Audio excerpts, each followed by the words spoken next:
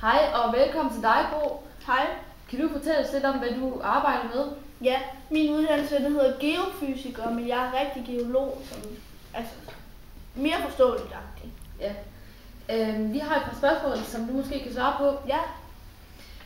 Hvorfor kommer der naturkatastrofer? Altså naturkatastrofer, det er jo noget, mennesker har fundet på. Og det gør, når naturen gør noget naturligt, så vi bliver skadet af og ærger os særligt over. Ja. Hvad med jordskælv? Hvordan hænger det sammen med naturkatastrofer? Altså mennesker, de dør og skades. Men jeg vil sige udelukket, fordi at det har noget med deres huse at gøre. Det vil jeg ikke.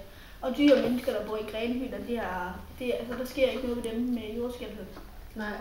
Okay. Kan man gøre noget for at forhindre eller naturkatastrofer og jordskælv og sådan noget? Ja, det kan man. Man kan være med at bygge huse på marker, som ligger tæt på floder og åer. Lave med jævne mellemrum nogle høje jordbunker, hvor vi kan gemme os i sikkerhed, hvis der kommer nogle oversvømmelser. Ja. Det gjorde man i marsken ude på vestkysten i gamle dage. Ja. Hvordan kan man forberede sig på jordskælv?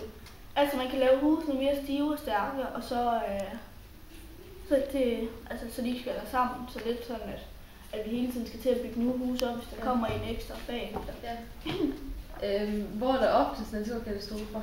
Altså det er ikke så let at sige, men jordskælv og vulkaner kommer langs grænsen mellem de teoretiske plader. For eksempel langs Middelhavet, eller hele vejen rundt om Stillehavet. Ja. Oversvømmelser kommer der, hvor der er en flod, og hvor der kommer meget regn i perioder. Ja. I kan eventuelt tjekke monsunsystemet nede i Asien. Okay. Hvad er monsunsystemet? Monsunsystemet, det er... det kan jeg faktisk ikke svare på lige nu. Og det er fordi det står jo ikke i papir. Så kigger vi bare lidt frem og spørger, okay? Ja. Videre. Hvorfor kan forskere ikke forudse oversvømmelser, jordskælv, tornadoer eller sådan nogle andre naturkatastrofer, så man kan nå at evakuere folk fra deres hjem? Altså jeg vil sige, at vi er faktisk blevet gode til at forudsige katastrofer. Der dør ikke nær så mange, som de gjorde for 30 eller 100 år siden. For eksempel i Bangladesh og videre langs den kyst for Indien har man haft alvorlige stormfloder med mange tusinde drukne. Ja.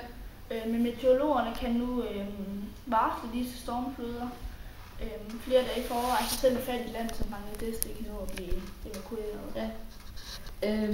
Hvad er konsekvenserne ved katastroferne? Det tror jeg godt, vi alle sammen ved. Ja.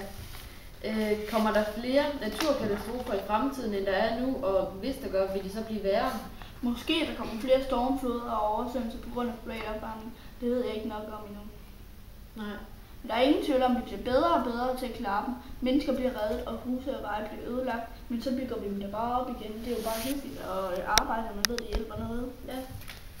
Det var de spørgsmål, vi havde i dag. Tusind tak, fordi du gad at komme. Tak så lidt.